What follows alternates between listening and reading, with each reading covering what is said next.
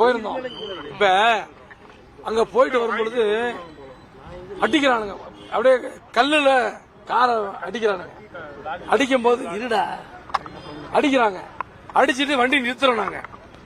நாங்க முன்னாடி போற வண்டி எங்களுடைய ஒன்றிய செயலாளர் ஆனந்த், அதுக்கடுத்து இன்னொரு ஒன்றிய செயலாளர் பச்சமுத்து, நம்முடைய மாவட்ட செயலாளர் நம்ம ஒரு இவர் நம்ம நடராஜ், எல்லாம் இந்த மாதிரி வண்டி எல்லாம் ஒரு வண்டி அடிக்கிறாங்க.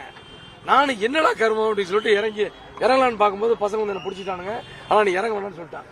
இப்ப எப்படின்னா என்ன ஒரு பிரச்சனைனா, என்னைக்கு நாங்க பொதுக்குழு சேலத்தில் நடத்தணுமோ மருத்துவர் ஐயா அவர்களையும் செயல் தலைவர் அக்கா காந்தி அவர்களையும் ஸ்ரீகாந்தி அவர்களையும் என்னுடைய கௌரவ தலைவர் தியாகச்சமல் ஜி கே மணி அவர்களையும் இளைஞரணியுடைய தலைவர் தம்பி தமிழ்குமரன் அவர்களை வச்சு ஒரு மிக பிரம்மாண்டமான பொதுக்குழு.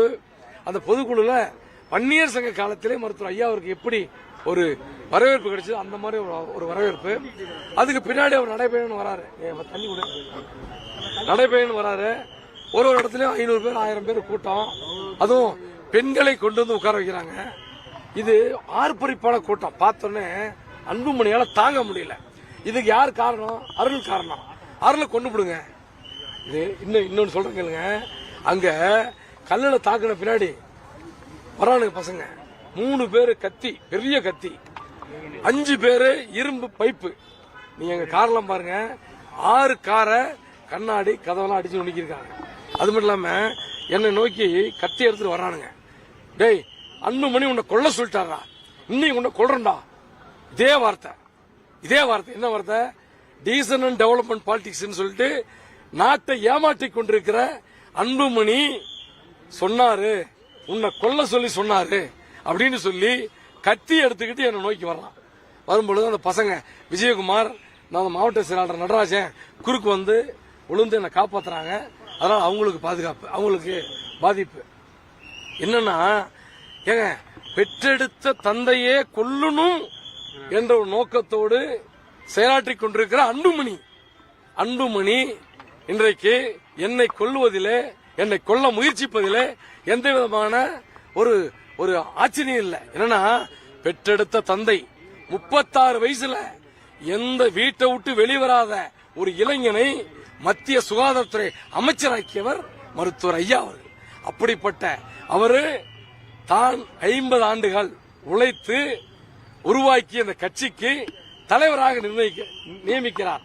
அப்படிப்பட்ட ஒரு தலைவரை கொலை செய்ய வேண்டும் என்று ஒரு கொடூர சிந்தனை உடைய அன்புமணி என்ன கொள்றது? நான் யாருங்க?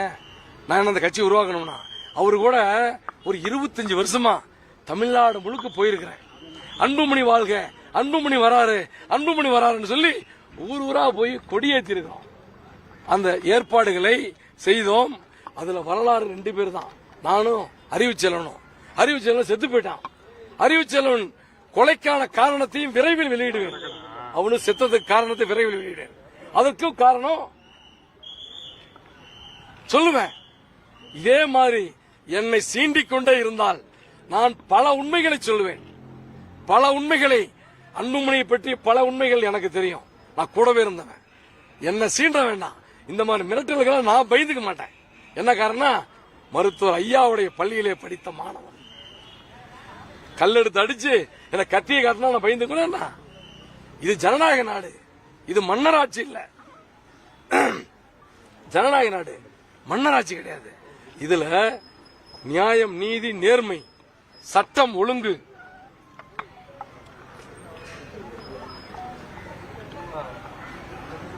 இதெல்லாம் இருக்குது. நியாயம், நீதி, நேர்மை, சட்டம் ஒழுங்கு இதெல்லாம் காப்பாதவர் காவல்துறை. எனக்கு என்ன ஒரு ஆச்சரியம்னா, 10 காவல்துறை வர்றாங்க, டிஎஸ்பி இன்ஸ்பெக்டர், அவனுக்கு கத்தி எடுத்த உடனே அவங்களும் பயந்துக்கிட்டாங்க. ஏன்னா அவர்களும் மனிதர்கள் தானே. கத்தி எடுத்து அந்த பெரிய பெரிய தடி இரும்பு ராடு எடுத்தோடனே காவல்துறையும் பயந்துருச்சு. அந்த பயத்தினால நான் உள்ளே தான் கார்ல உட்காந்துட்டு இருந்தேன். நான் இறங்குறதுக்கு தான் இறங்கி அவனுடைய நீதி கேட்கலாம், நான் கேட்கலாம். என்னப்பா என்ன பண்ண முடியும்? அடிப்பான், கொல்லுவான், போனா போயிட்டு போகுது. என்ன அந்த உயிர் என்னைக்கே ஒரு நாளைக்கு போக போகுது? 100 வயசா வாழ போறோம். 100 வயசா வாழ போறோம், எப்பயோ சாவறோம். இப்ப அன்புமணி கையால சாவற மாதிரி இருக்கட்டும். அன்புமணி கையால எங்க ஐயாவுடைய பெத்த மகன் அன்புமணியால செத்த மாதிரி இருக்கட்டுமே அப்படின்னு கூட நினைச்சேன். சரி வேண்டான்னு சொல்லிட்டு அமைதியா என்னை விடல, மாவட்ட செயலர்லாம் என்னை விடல. நான் வந்துட்டோம். நான் என்னை பொறுத்தவரையில தமிழ்நாடு காவல்துறை நம்புகிறேன், அவர்கள் உரிய நடவடிக்கை எடுப்பார்கள் என்று நம்புகிறேன். உண்மையான குற்றவாளிகள் எப்படின்னா, நாங்க யாராச்சும் அடிச்சிருந்தா தகராறு பண்ணிருந்தா என் மேல எந்த நடவடிக்கையும் எடுக்கலாம். எதுவுமே பண்ணல, ஒரு வார்த்தை கூட அதிர்ந்து பேசல, திட்டி பேசல. எங்களை போய் கொல்லணுங்கிற நோக்கத்தோட அன்புமணி அந்த ரவுடி கூட்டத்தை அனுப்புறாருன்னா இது ரொம்ப வருத்ததாக இருக்குது. இவர் சொல்றாரு மேடைக்கு மேடை, நான் ஆட்சிக்கு வந்தால் இதை செய்வேன், நான் ஆட்சிக்கு வந்தால் இதை செய்வேன். இவர் ஆட்சிக்கு வந்தா கூட இருக்கிற ஒருத்தரா பார்த்து கொண்டு விடுவாரு. தமிழக மக்கள் இவை அனைத்தையும் பார்த்து கொண்டுதான் இருக்கிறார்கள். நிச்சயமாக தமிழ்நாட்டு மக்கள் ஒன்னும் ஏமாளிகள் அல்ல. நான் என்ன சொல்றேன், மருத்துவர் ஐயா பாட்டாளி மகிழ்ச்சி ஐயா கிட்ட தான் இருக்குது. 6% வாக்காளர்கள், 5.87% வாக்காளர்கள் எங்க ஐயா கூட தான் இருக்கிறாங்க. இததான் நான் அடிக்கடி சொல்லிட்டு இருக்கிறேன். அப்படிதான் இருக்கிறாங்க. காயமேடு 6 கார் உடைக்கப்பட்டிருக்கிறது. காயம் ஒரு 10 பேருக்கு மேல இருக்கும். இப்ப எத்தனை பேர் அட்மிட் ஆயிருக்கான்னு தெரியல, பார்க்க போறோம். போய் அடுத்த கட்ட நடவடிக்கை காவல்துறை மட்டும் தான் நம்புறோம். நாங்க அங்கேயே சொன்னாங்க, என் கூட இருந்தவங்க சாலை மறியல் பண்ணலாம், நீதி கேட்டு சாலை மறியல் பண்ணலாம். வேண்டாம்பா, அவங்க பண்ணின அராஜகத்தை நம்மளும் கையில் எடுக்கக்கூடாது. நம்ம ஒரு சட்டமன்ற உறுப்பினராக தேர்தல் செய்யப்பட்டிருக்க மக்கள். எப்படி இன்னொன்னு எனக்கு என்னன்னா, அன்புமணி வச்சுக்கிட்டே அந்த பையன் 3 நாளுக்கு முன்னாடி நீ நடமாட முடியாது வெற்றம் குத்துறன்னு பேசலாம், அதுக்கு சிரிச்சுக்கிட்டு அதை ஆதரிக்கிறார். அப்படின்னா இதில் முதல் குற்றவாளி அன்புமணி தான். என் மீது நடத்தப்பட்ட கொலைவெறி தாக்குதலுக்கு முதல் குற்றவாளி அன்புமணி. அவர் மீது வழக்கு பதிவு செய்ய வேண்டும். அவர் மீது வழக்கு பதிவு செய்யவிட்டால் மிக கடுமையாக போராட்டத்தை நாங்கள் முன்னெடுப்போம். வீடியோ இருக்குது. ஜெயபிரகாஷ் ஒரு பையன், ஜெயபிரகாஷ் ஒரு பையன், சடையப்பன் ஒரு பையன், இன்னும் பையன் கத்தி எடுத்துட்டு வந்தவன் சடையப்பன், சங்கர் ஒரு பையன் கத்தி எடுத்துட்டு வந்தான். இதுல முக்கியமான விஷயம் என்னன்னா, காலையில சட்டமன்ற உறுப்பினர் அங்க அஞ்சலி செலுத்ததுக்கு வர்றதா முடிவு பண்ணியாச்சு. அவர் ஐயா போட்ட ஒன்றிய செயலாளர், இறந்து போனவரோட அப்பா சத்யராஜோட அப்பா, ஐயா போட்ட ஒன்றிய செயலரோட அப்பா. அதுக்கு எம்எல்ஏ வர்றதா அங்க தகவல் வந்துருச்சு. இந்த பையன் இவங்க போய் இந்த ஜேபி பையன் என்ன பண்றான்னா, அங்க போய் அவர் இங்க வரக்கூடாது, வந்தா பிரச்சனை அவங்கிறத மிரட்டுறான். அதை மீறி எல்லாம் எங்க குடும்ப நண்பர் அவர் வருவாரு, எங்களுக்கு எல்லாம் ஐயா தான் அப்படிங்கிற மாதிரி அவர் சொன்ன உடனே நாங்க இங்க இருந்து 20-25 கார்ல போனோம். எல்லா மாவட்ட செயலாளர்களும் போறோம். போயிட்டு அஞ்சலி செலுத்திட்டு நாங்க வரும்பொழுது, அஞ்சலி செலுத்த போகும்போது ஒருத்தர் சண்டை கிழக்கிறான். அப்ப போலீஸ் நிறுத்தி அவனை தடுத்து கூட்டிட்டு போயிடுது. செலுத்திட்டு அஞ்சலி செலுத்திட்டு அமைதியான முறையில் அஞ்சலி செலுத்திட்டு வரும்போது திட்டமிட்டு ஆனா கட்டாயமா ஏதாவது ஒண்ணு பண்ணணும். ஏன்னா நான் ஏற்கனவே ஒரு பேஸ்புக்ல சொன்னேன், இந்த பையன் விளம்பர பிரியர், விளம்பரத்துக்காக எது வேணாலும் பண்ணாலும். இவங்க எல்லாருமே பல்வேறு விளப்புகள். அது மெயினா யாருன்னா ஜேபி மாவட்ட செயலாளர், அவரோட கூட வணிக சங்கத்தின் செயலாளர் சங்கர், இந்த சடையப்பன் ஒன்றிய செயலாளர், இவங்க எல்லாத்து மேல பல வழக்குகள் இருக்குது. இவங்க விளம்பரத்துக்காகவே ஏதாவது பண்ண நமக்கு, அதாவது பெரிய ரவுடி ஆனா பண்றாங்க. பெரிய உழைப்பவர்களுக்கு இந்த மாதிரி பண்ணி இதெல்லாம் பண்ணி எல்லாம் போய் பண்ணனா ஐயா கூட இருந்து யாரும் போக மாட்டாங்க. எல்லாருமே ஐயாவோட மிரட்டலுக்கு எல்லாம் யாரும் பயப்பட மாட்டாங்க. எல்லாத்துக்கும் எல்லாமே தெரியும். நாங்க அமைதியான இன்னொன்னு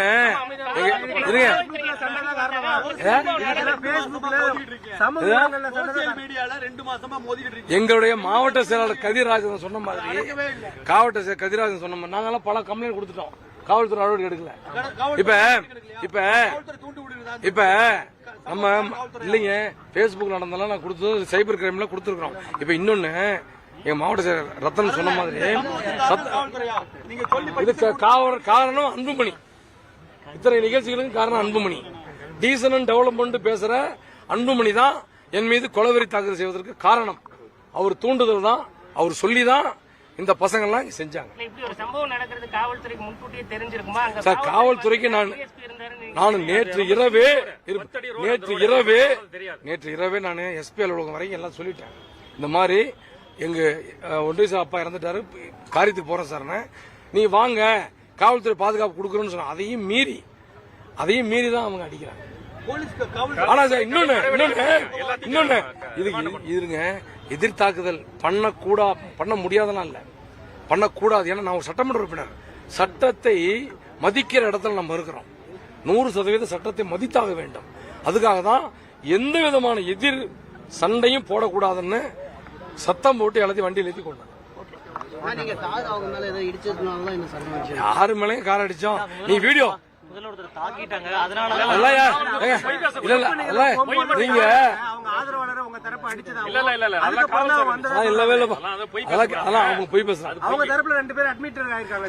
100 பேர் அட்மிட் ஆகட்டும்.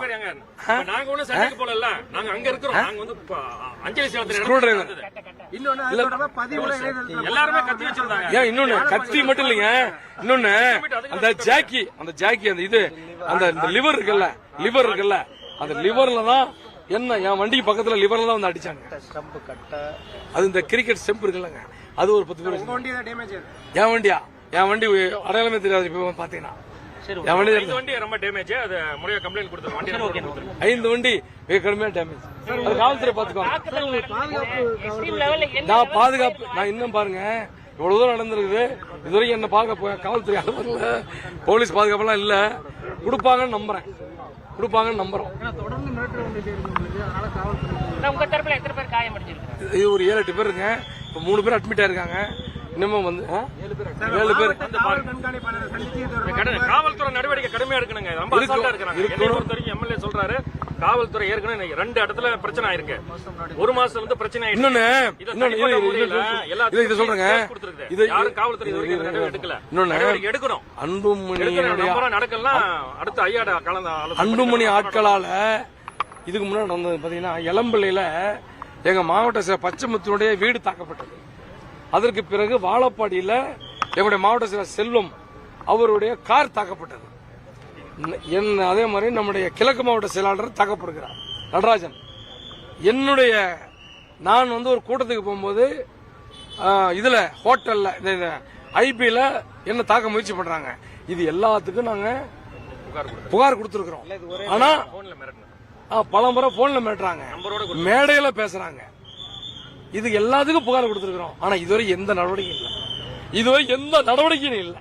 ஆனாலும் கூட நாங்கள் காவல்துறையை நம்புகிறோம். நம்புவோம். நன்றி. தெரியல, அது நீங்க தான் கேட்க.